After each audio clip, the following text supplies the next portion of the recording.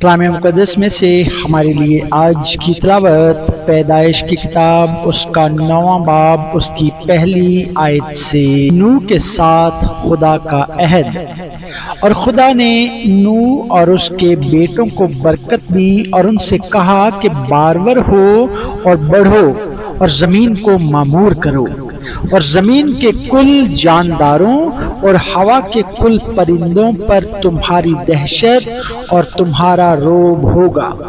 یہ اور تمام کیڑے جن سے زمین بھری پڑی ہے اور سمندر کی کل مچھلیاں تمہارے ہاتھ میں کی گئیں، ہر چلتا پھرتا جاندار تمہارے کھانے کو ہوگا۔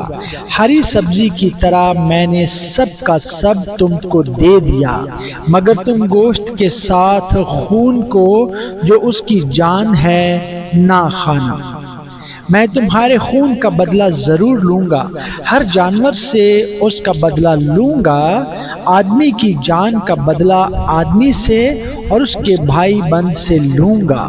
جو آدمی کا خون کرے اس کا خون آدمی سے ہوگا، کیونکہ خدا نے انسان کو اپنی صورت پر بنایا ہے۔ اور تم بارور ہو اور بڑھو اور زمین پر خوب اپنی نسل بڑھاؤ اور بہت زیادہ ہو جاؤ۔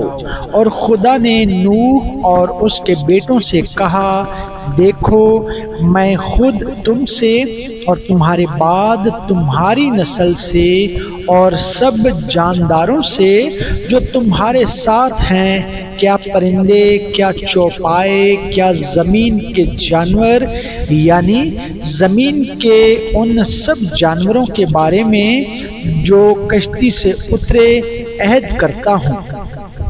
میں اس عہد کو تمہارے ساتھ قائم رکھوں گا کہ سب جاندار طوفان کے پانی سے پھر ہلاک نہ ہوں گے، اور نہ کبھی زمین کو تباہ کرنے کے لیے پھر طوفان آئے گا۔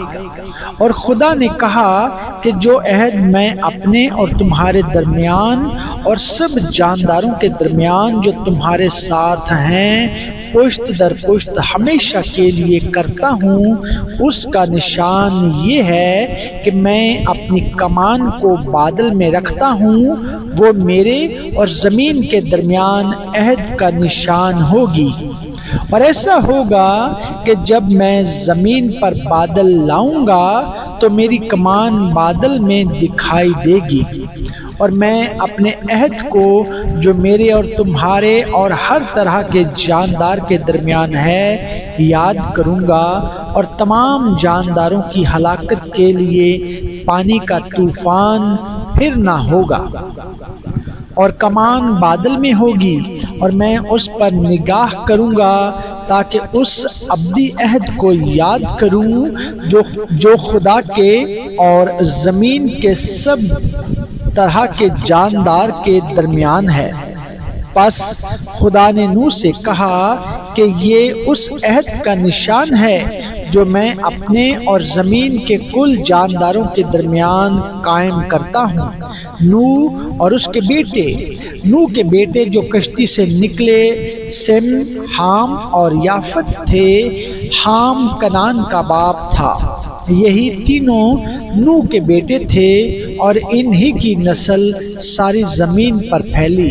اور نوح کاشتکاری کرنے لگا، اور اس نے ایک انگور کا باغ لگایا، اور اس نے اس کی مے پی اور اسے نشہ آیا، اور وہ اپنے ڈیرے میں برہنہ ہو گیا۔ اور کنعان کے باپ حام نے اپنے باپ کو برہنہ دیکھا اور اپنے دونوں بھائیوں کو باہر آ کر خبر دی۔ تب سم اور یافت نے ایک کپڑا لیا اور اسے اپنے کندھوں پر دھرا اور پیچھے کو الٹے چل کر گئے اور اپنے باپ کی برہنگی ڈھانکی، سو ان کے منہ الٹی طرف تھے اور انہوں نے اپنے باپ کی برہنگی نہ دیکھی۔ جب نوح اپنی مے کے نشہ سے ہوش میں آیا تو جو اس کے چھوٹے بیٹے نے اس کے ساتھ کیا تھا اسے معلوم ہوا، اور اس نے کہا کہ کنعان ملعون ہو، وہ اپنے بھائیوں کے غلاموں کا غلام ہوگا۔ پھر کہا، خداوند سم کا خدا مبارک ہو، اور کنعان سم کا غلام ہو۔ خدا یافت کو پھیلائے کہ وہ سم کے ڈیروں میں بسے اور کنعان اس کا غلام ہو۔ اور طوفان کے بعد نوح 350 برس اور جیتا رہا، اور نوح کی کل عمر 950 برس کی ہوئی، تب اس نے وفات پائی۔ پاک کلام کے پڑھے اور سنے جانے پر خدا کی خاص برکت ہو، آمین۔